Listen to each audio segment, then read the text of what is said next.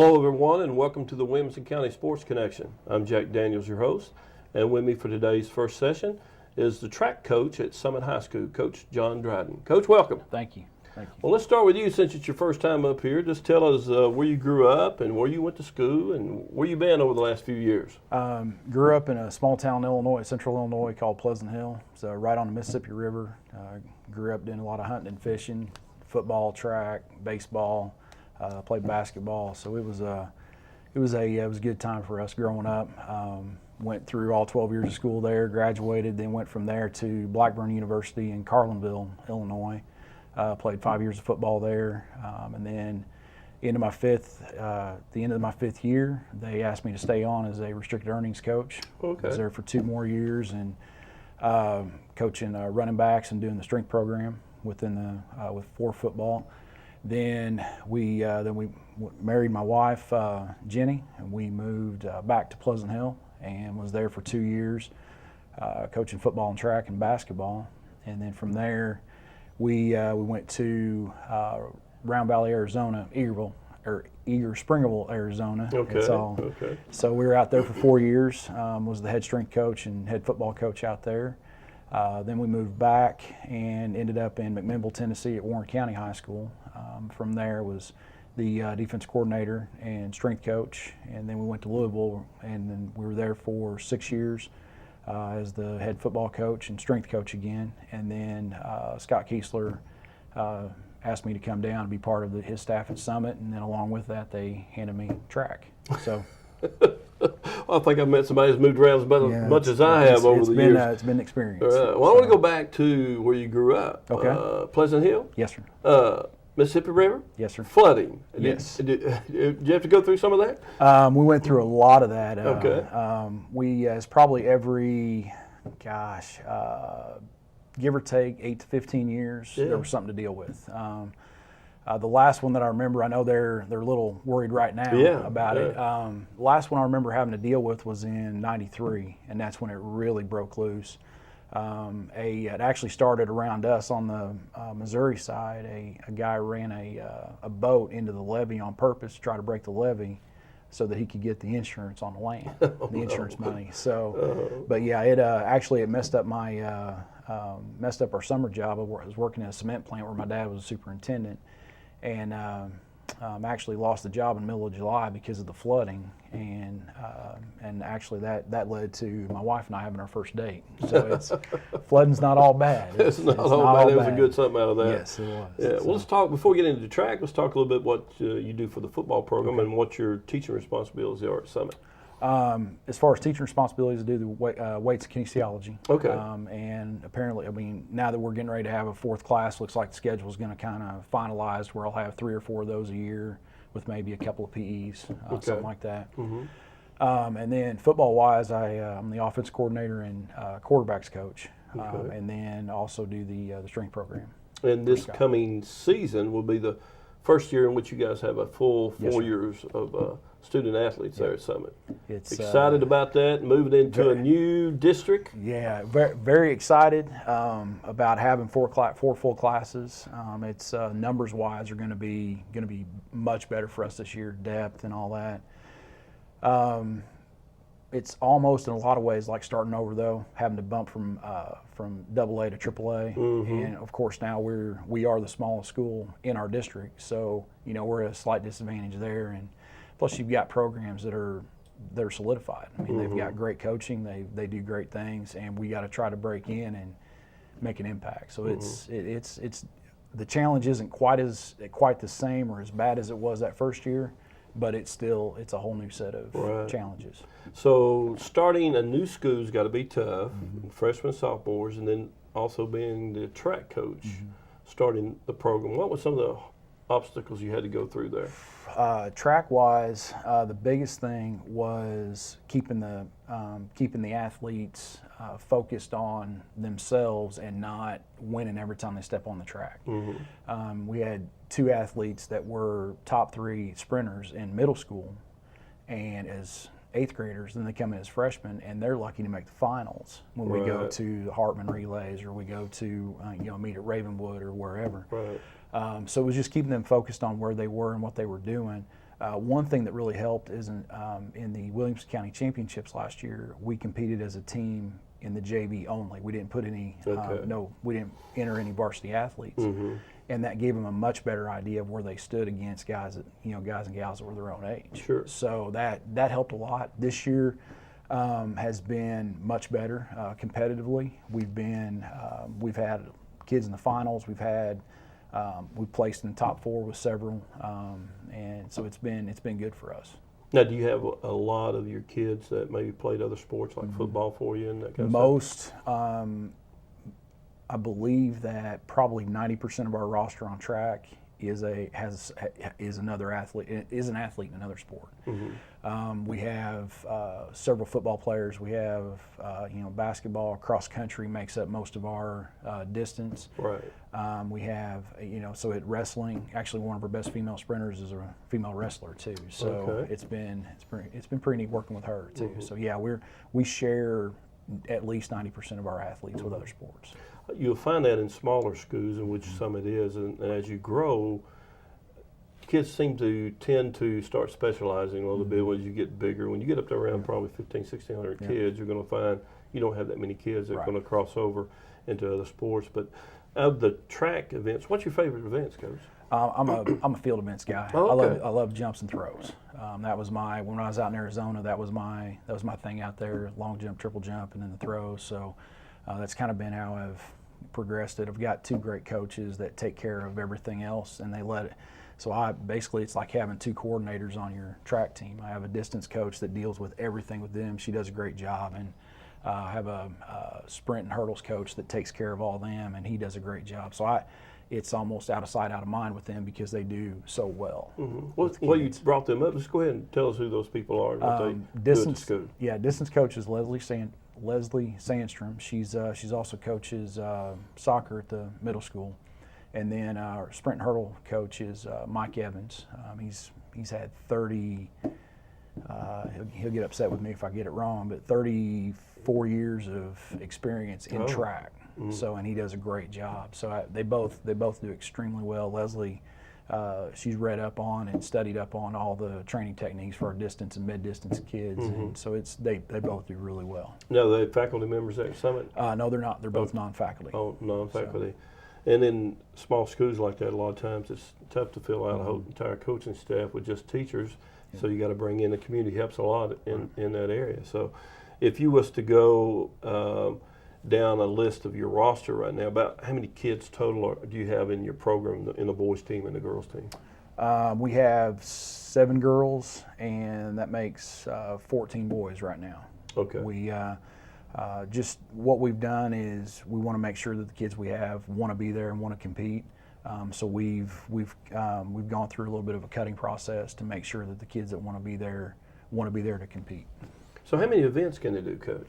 Subsectionals are coming up. They each athlete gets 4 events, and then we can enter 3 athletes per event if we fill it out. So we right now winning a scoring wise as a team isn't even on our radar screen. We're trying to develop each of our athletes so that they can, our relays, we focus on that as a team aspect, but not point wise as far as winning the subsection or the sectional right now. That'll start to come next year whenever we fill out with all 4 classes. Right now we want to be good with who we have and get better each week, and that's really been the focus. You mentioned the relays. Do you compete in all the relays? And we have the 4x1, the 4x2, and the 4x8. That's the 3 that I'm familiar with. We have boys team. We compete in all the relays: 4x1, 4x2, 4x8. Girls, we compete in the 4x8 at times, depending on how things have looked that week in practice with the kids that are running distance. If it looks like one of those girls is going to look pretty good in the 32, we usually scratch the 4x8 so that she can focus on the 32 and not be wiped out. But right now we only have 2 female sprinters that have really bought into what we're doing, so there's no 4x1 or 4x2 at the moment. Now Spring Station has done a phenomenal job of building that program. Coach Stevenson has done amazing things down there. and their numbers are up. We'll lose some of those kids as they come up just because the training aspects are different, and it's not so much fun anymore like it was in middle school. It becomes just like football or any other sport is. It changes. Sure. And so he's done a great job. So we're looking at next year of having a full team to being able to fill each entry that we have in every track meet. So your working relationship with Spring Station is a very good one, because I know great. You guys have to share the track, because we don't build middle school tracks and that kind of thing. So that's good. And from what I understand, they've been very successful the entire year in all their sports. Yes, they have. At Spring Station, which has got to be good for football and all the sports over there at Summit.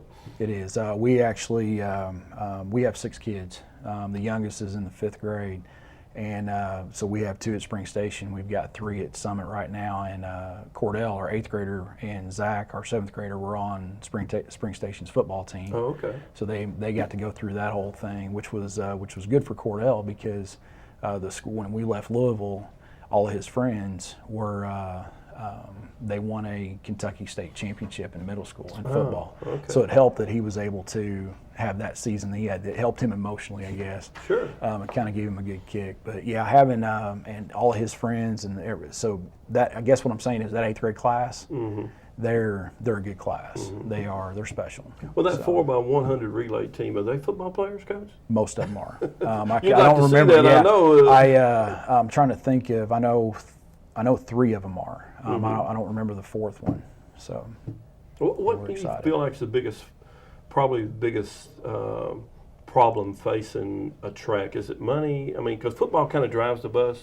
Football gates come in, but track. You guys charge for track meets? The ones we haven't hosted one ourselves yet, but the ones in the county that we've been to, they charge a gate, and then there's an entry fee that you pay. So it as far as that goes, money wise, we've been Chad Kirby, the athletic, he's taking care of us as an athletic director. It's the hardest thing to really hear is it's different. In Arizona, there was football and there was track. There wasn't any other sports. I mean, there were other sports, but there weren't any other sports.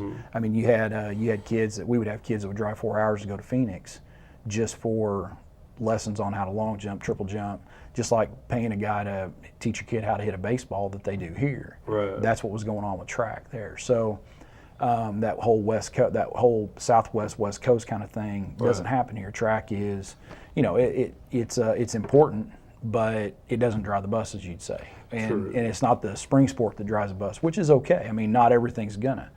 Probably say baseball is probably one of those. Yeah, I would. Yeah.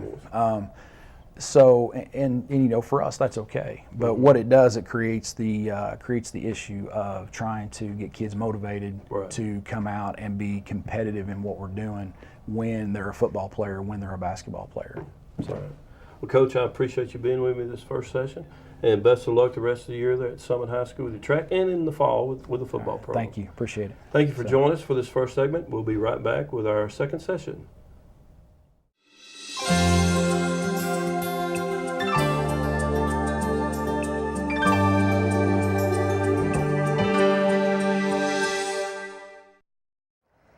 Are your mornings smooth and relaxed, or are they frantic and chaotic? Well, we know that children who get off to a better start in the morning have a much better chance of having a relaxed, productive day at school. One of the best ways to make sure your mornings are smoother is by changing other parts of your day, and here's how. First of all, have your child study in the early afternoon or evening rather than staying up late. Encourage her to be active right after school to help her rest better at night.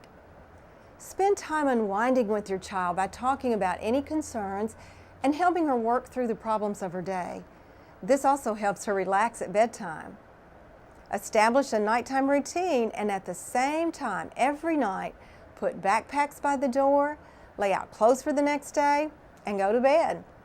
Also talk together about a morning routine that everyone will follow and stick to it. By making these simple changes, you can make your child's morning more pleasant and let her focus her energy on having a great day at school. Remember, stay connected. You're the vital link in your child's school success. I'm Joan Tidwell, and this is Parent Connection. Welcome back for our second segment of today's show, the Williamson County Sports Connection. With me is the head track coach and cross-country coach, right? Yes, sir. Peter Mueller from Ravenwood High School. Yes, sir. Welcome, Coach. Welcome back. Thank you. Thanks for having me. Well, let's start with, how'd you guys end up last year in track? Let's see. I'm trying to remember. Do you have any state championships? We did. We had Jeff Nelson. He was a senior last year, and he had our school record at 48.4 in the 400, and he won. He beat Finest Stribling from Independence. I'm pretty sure he outleaned him by 100th of a second in that final. It was an incredible race. And all season long, those guys have been going back and forth. Chaz Hawkins from Centennial, they're a Williamson County student. I mean, he was in that mix too. I think all those guys had run sub 49. Our section was so fast. There was a guy that ran 49 and got left. He didn't even make it to state running 49, a kid from Lebanon High School. So Jeff won. And we had, I can't remember who else made it. Erica Peoples made it in the 2 mile and mile, and she placed in both of those. We had some relays make it. The girls 4x8 made it for I think the 4th year in a row. Right.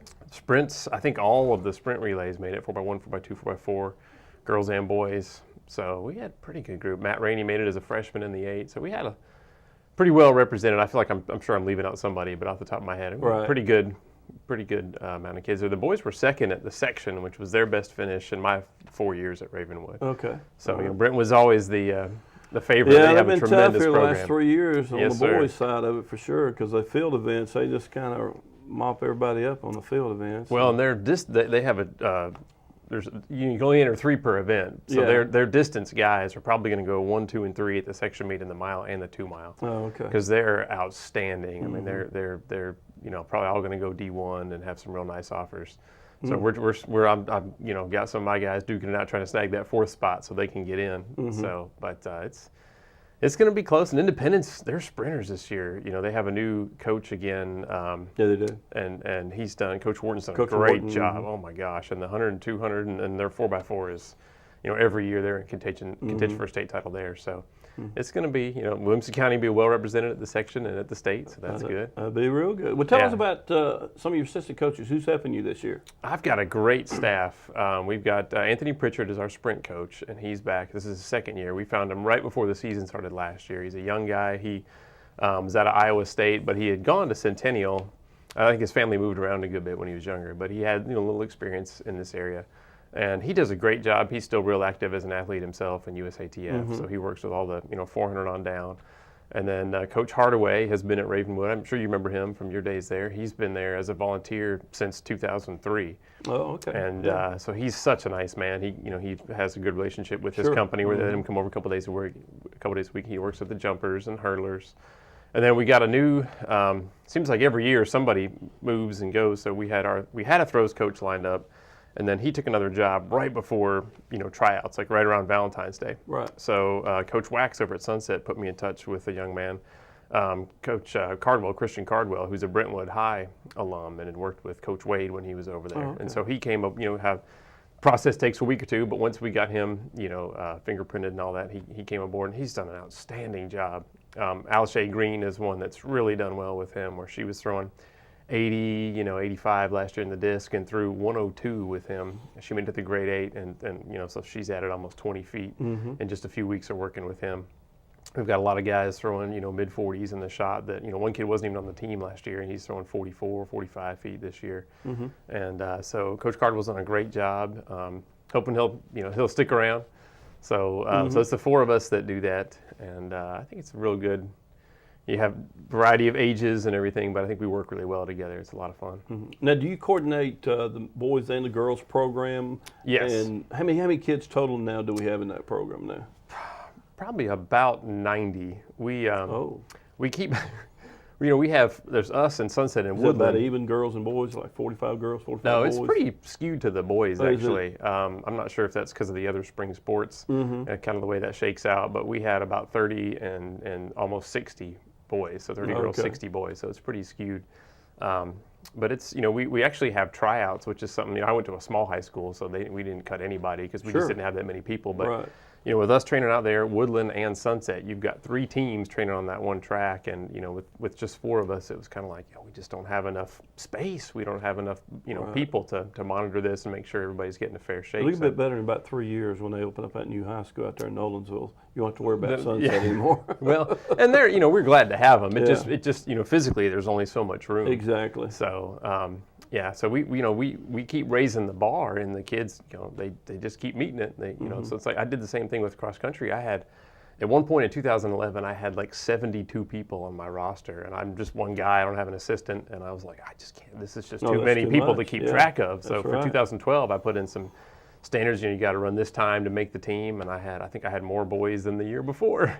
So give credit to the kids when they see what they have to achieve. They go out and do it, which is really cool. Well, that sounds like a pretty good process when you got those times set there, or heights in the high jump or long jumps. They said these are the minimums. If you don't make these, you're not going to be a part of the team. You're going to have to go out and practice. Yeah, I think it makes it easier than some of the other sports where I feel for the soccer or basketball coaches when it's more of a subjective thing. Yeah, exactly. Yeah.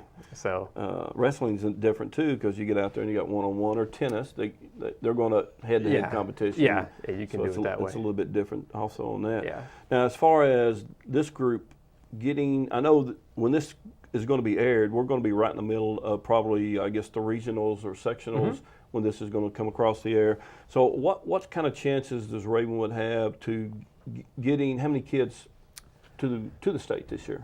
Well, we should do, Matt Rainey's a sophomore. He made it last year in the 8, so he should get in there. Quinn Abrams, a junior, and I think he's the guy that could get the 4th spot in the mile and 2 mile, hopefully. Okay. Or if, and Matt also can run the mile. We'll have to see, we'll have to decide if we want to put him in the 4x8 or the 1600. He might be able to snag that spot. David Stark is a sophomore. He's got a shot in the 4. Zach Gilroy made it. We think he made it. They haven't officially released it, but based on his score, I think we think he got in the decathlon. Oh, okay. And then Justin Lankus is ranked number 1 in the state right now in the pole vault, and we think Zach could get in the high jump, the pole vault. Hopefully. What kind of height are you talking on pole vault, Coach? He's at 14.6 right now as a junior. That kid is impressive. He just started as a sophomore, and I think he was 13 or 13.6 last year, and then he's added a foot this year. And I talked to him a couple of weeks ago. I said, Justin, what's your goal for this season? And he said 15.6, and I said, all right, let's get after it. So he's got his eye on that state title, and so that'd be great. I'm trying to think of who else. Our 4x1 and 2 are solid, and they made it last year, so we're hoping they can do that again. Hurdlers, we have a few guys in the 300s that might be able to sneak in. You never know until you see who all is entered. Exactly. And there's 30 teams in this section. Yeah. So, potentially you've got 90 kids in each event. You got to be top 4. It's so hard to make it out. So it's really special when a kid makes it out. Girls-wise, we've got a freshman sprinter that's really good.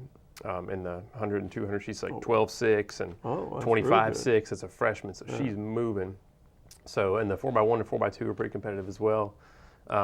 We've got a girl ranked, Dabney Chitwood's a senior, ranked 8th in the state in the 800. Our 4x8 for boys and girls are both ranked in the top 3 or 4. So we're hoping those relays will make it out. We had a senior place in the pentathlon the other day.